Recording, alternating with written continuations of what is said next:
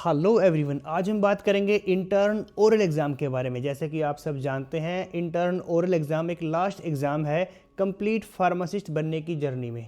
इस वीडियो में हम बात करेंगे कि इसके लिए एलिजिबिलिटी क्या है, क्या इसका एग्ज़ाम का स्ट्रक्चर है, क्या की टॉपिक्स इसमें रहते हैं और इस एग्ज़ाम की प्रिपरेशन हमें कैसे करनी है। तो सबसे पहले हम देखते हैं कि इंटर्न ओरल एग्ज़ाम क्या है। बेसिकली जैसे कि मैंने बताया, एक फाइनल स्टेप है to become a fully registered pharmacist in Australia. आप सब जानते हैं कि इसे भी फार्मेसी बोर्ड ऑफ ऑस्ट्रेलिया ही कंडक्ट करता है। इसके साथ बेसिकली ये एग्ज़ाम एक practical real world application exam है। इसमें हम सेफ्टी, एथिक्स और कम्युनिकेशन का एग्ज़ाम देते हैं बेसिकली। और इसमें फोकस रहता है बेसिकली वो प्रैक्टिकल सिनेरियोज़ पे रहता है कि कैसे एक फार्मासिस्ट की लाइफ होती है, उसी को इवेल्युएट करने के लिए ओरल एग्ज़ाम बना है। इसमें सिर्फ थ्योरेटिकल नॉलेज काम नहीं आती है, प्रैक्टिकल नॉलेज बहुत ज़रूरी है। तो हम बात करते हैं एलिजिबिलिटी के बारे में कि आज 2025 और 26 में ओरल एग्ज़ाम की क्या क्या एलिजिबिलिटी है। तो सबसे पहले आपके पास प्रोविजनल रजिस्ट्रेशन होना चाहिए एफ्रा के साथ, जो फार्मेसी बोर्ड के साथ आपका होता है। इसके बाद आपकी जो इंटर्नशिप है, जो 1575 आवर्स की इंटर्नशिप है, वो 75% कंप्लीट हो जानी चाहिए। उसके बाद आप इस एग्ज़ाम के लिए एलिजिबल होते हो। और ऑफ कोर्स जो इससे पहले का जो एग्ज़ाम है इंटर्न रिटर्न एग्ज़ाम, वो आपका पास होना चाहिए। उसके बाद ही आप ओरल एग्ज़ाम के लिए एलिजिबल होते हैं। और जैसे कि आप सब जानते हैं कि इंटर्न रिटर्न एग्ज़ाम की वैलिडिटी 18 मंथ्स की होती है, तो उसकी ड्यूरेशन में ही आपको ओरल एग्ज़ाम को अपीयर होना है उसके लिए। और जो APOE 60 जो फॉर्म है, ये अप्लाई करने के लिए होता है कि आप अब ओरल एग्ज़ाम देना चाहते हैं, तो ये भी सबमिट करना ज़रूरी है।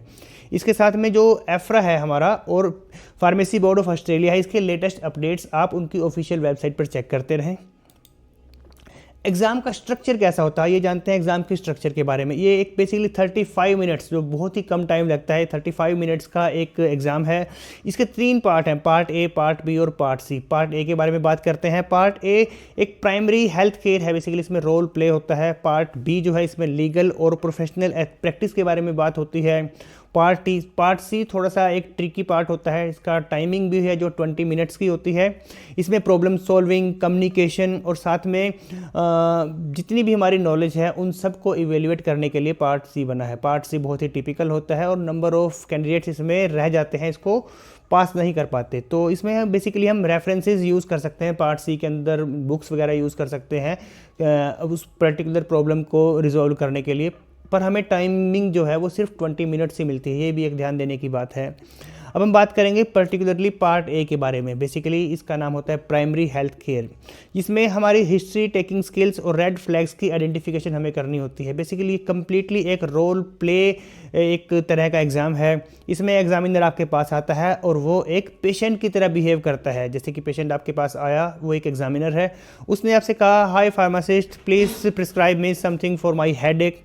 तो आप उससे कुछ क्वेश्चंस करेंगे कि आपको हेडेक कब से है, हेडेक जो है आपको उसका पेन का सीवियरिटी कितनी है, आपको कौन सी लोकेशन पर हेडेक है, क्या ये होता रहता है आपको या ये फर्स्ट टाइम आपको हुआ है। तो कुछ ऐसे क्वेश्चंस करने हैं। उससे पहले हम पेशेंट को मेडिसिन नहीं दे सकते किसी भी तरीके की। तो वो जितने भी क्वेश्चंस हैं वो हमें अपने पेशेंट से पूछने हैं, हमें अपने एग्जामिनर से पूछने हैं। उसके बाद ही हम उसे आगे के लिए गाइड करेंगे या कोई मेडिसिन उसको एडवाइस करेंगे।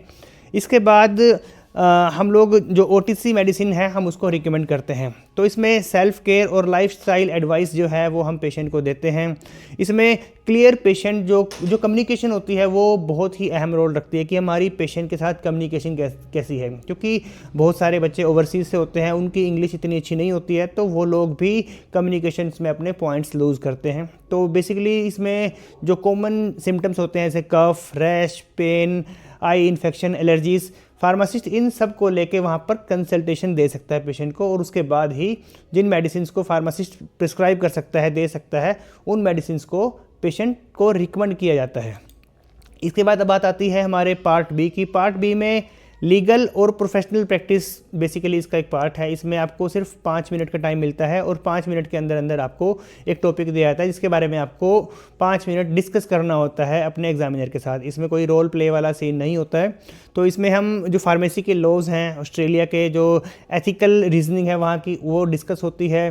जो फार्मेसी बोर्ड ऑफ ऑस्ट्रेलिया की जो रिक्वायरमेंट्स है वो प्रिस्क्रिप्शन की वैलिडिटी क्या होती है, इसके बाद हमें जो फोर्स्ड प्रिस्क्रिप्शंस होती हैं उनको कैसे हैंडल करना है, और जो अनसेफ स्क्रिप्ट्स होती हैं, प्रिस्क्रिप्शंस होती हैं, उनको कैसे हैंडल करना है एज ए फार्मासिस्ट, और प्रोफेशनल डिसीजन जो होते हैं एक फार्मासिस्ट के उसको कैसे लेना है, इसमें उस बारे में बात की जाती है। अब बात करते हैं हम जो पार्ट सी है, जो सबसे एक अहम रोल है जहाँ पे आपके फार्मास्यूटिकल करियर की सारी थ्योरी, सारी प्रैक्टिकल नॉलेज जितनी भी है आपको इस पर्टिकुलर पार्ट सी में दिखानी होती है। तो पार्ट सी बेसिकली इसका नाम है प्रॉब्लम सॉल्विंग एंड कम्युनिकेशन। तो जैसे कि इसका नाम हमें बता रहा है पार्ट सी, तो इस पार्ट सी के अंदर हमें इंटरप्रिटेशन करनी होती है प्रिस्क्रिप्शन की, उसको पढ़ना होता है, और उसके अंदर हमें मेडिसिन की हिस्ट्री भी लेनी है प्रॉपर पेशेंट से, और हमें आइडेंटिफाई करना है कि क्या कोई ड्रग इंट्रैक्शन तो नहीं है, क्या कोई डुप्लीकेशन तो नहीं है मेडिसिन की, कि पेशेंट को डबल डोज दी जा रही है किसी चीज़ की, या कोई कॉन्ट्राडिक्ट तो नहीं कर रही है एक ड्रग रिएक्शन दूसरी ड्रग के साथ। तो कोई अगर उसके अंदर एरर है उसको हमें रिजॉल्व करना है और अपने डॉक्टर को कम्युनिकेट करना है, और पेशेंट को भी इसके रिगार्डिंग हमें कम्युनिकेट करना है। इसके साथ में हमें जो ऑस्ट्रेलियन मेडिसिन हैंडबुक है AMH और APF जो ऑस्ट्रेलियन फार्मास्यूटिकल फॉर्मुलेटरी है उसको कम्प्लीटली फॉलो करना है। और ये सभी जो टूल्स हैं ये हम यूज़ कर सकते हैं, इसमें कोई डिजिटल टूल हम यूज़ नहीं कर सकते। तो इस तरह का जो है वो एक पार्ट सी का एग्ज़ाम रहता है। इसके बारे में हम बात करेंगे अब। कॉमन मिस्टेक्स जो इस एग्ज़ाम के ड्यूरेशन में कैंडिडेट्स करते हैं, फार्मासिस्ट करते हैं, वो जो मिसिंग रेड फ्लैग्स है, हमें कहाँ पर एक रेड फ्लैग को देखना है, वो सब चीज़ें पेशेंट फार्मासिस्ट कभी कभी मिस कर जाते हैं। अनसेफ क्लिनिकल डिसीजंस ये हमें वहाँ पे नोट करने होते हैं। Poor communication, incorrect legal interpretation और ओवर रिलायंस ऑन रेफरेंसेस। कई बार जो फार्मासिस्ट है जो एग्ज़ाम दे रहा है वो ओवर रिलायंस कर जाता है रेफरेंसेस के ऊपर, और टाइम जो है बेसिकली वो टाइम निकलता रहता है और आप इस एग्ज़ाम में रह जाते हैं। तो सबसे ज़्यादा जो है हम जल्दी में कई बार अटैम्प्ट देने की सोचते हैं, कई बार ओवर एक्सप्लेन कर जाते हैं किसी बात को लेकर। तो ये सब चीज़ें हैं जो ये कॉमन मिस्टेक्स हैं, और कई बार हम किसी चीज़ को अच्छे से जस्टिफाई नहीं कर पाते तो उसमें हम एक्सक्यूज़ेस देने लगते हैं पेशेंट के साथ कम्युनिकेट करते हुए। तो हमें इन चीज़ों का ध्यान रखना होता है। यही सब चीज़ें हैं जो इलाइट एक्सपर्टाइज़ की कोचिंग में सिखाई जाती है। तो इलाइट एक्सपर्टाइज आपको कैसे हेल्प करता है? तो सबसे पहले हमारे जो मॉक टेस्ट हैं, जो मॉक ओरल एग्ज़ाम के टेस्ट हमने डिज़ाइन किए हुए हैं, वो बिल्कुल आपको एग्ज़ाम लाइक एक्सपीरियंस देते हैं। इसके बाद में जो हमारे इंटरेक्टिव सेशंस हैं वो आरिफ सर और हारिका मैम उनको खुद लेते हैं। तो वो आप जानते हैं कि वो खुद एक प्रैक्टिसिंग फार्मासिस्ट हैं, तो उनके साथ आप रोल प्ले करते हो तो आपको डबल से भी ट्रिपल सीखने को मिलता है। और जो लीगल और एथिकल जो कोचिंग है वो जब आपको एक्सपर्ट दे रहे हैं जो वर्ल्ड वाइड रिनाउंड पर फार्मासिस्ट हैं, तो वहाँ भी आपको एक एक्सपीरियंस गेन होता है। इसके साथ में जो फर्स्ट टाइम अटैम्प्ट में जो सक्सेस जो रेट लाइट एक्सपर्टाइज ने दिया है, वहाँ से भी आपका कॉन्फिडेंस बिल्ड होता है कि अगर और लोगों ने किया तो हम भी कर सकते हैं। इसके बाद जैसे कि मैंने आपको बताया, जितनी भी ये कंप्लीट गाइडेंस है इंटर्न ओरल एग्ज़ाम की, ये not other than mister Arif Mohammed और मिसिज़ हारिका बीमावरपू उनके द्वारा की जाती है। तो उनकी काबिलियत पर कोई शक नहीं है। तो वो हर संभव कोशिश करते हैं कि आप अपना इंटर्न का ओरल एग्ज़ाम जो है वो फर्स्ट अटैम्प्ट में क्वालिफाई करें। तो अगर आप यहाँ तक इस वीडियो में बने हैं तो डेफिनेटली ये आपके काम की वीडियो होगी। और अगर आप चाहते हैं कि हम इन्हीं किसी टॉपिक पर दोबारा वीडियो बनाएं, या आप जानना चाहते हैं किसी पर्टिकुलर के काउंसलिंग स्टेप्स के बारे में कि फार्मासिस्ट कैसे पेशेंट की काउंसलिंग करता है, क्या क्या क्वेश्चन पूछता है, तो आप उस डिसीज़ का नाम बताइए। हम कोशिश करेंगे कि उस डिसीज़ पर एक कंप्लीट एक्सप्लेनेटरी वीडियो बनाएं, रोल प्ले भी आपको करके दिखाएं कि कैसे एक फार्मासिस्ट बिहेव करेगा अपने पेशेंट के साथ। तो वो जो आपको भी उससे देखकर सीखने को मिलेगा। तो जल्दी मिलते हैं एक और नई वीडियो के साथ। अगर आप एक इंटर्न हैं और आप अपने इंटर्न रिटर्न या ओरल एग्ज़ाम को लेकर सफ़र कर रहे हैं और एक बेहतर से बेहतरीन कोचिंग चाहते हैं, तो आज ही इलाइट एक्सपर्टाइज से कॉन्टैक्ट कीजिए।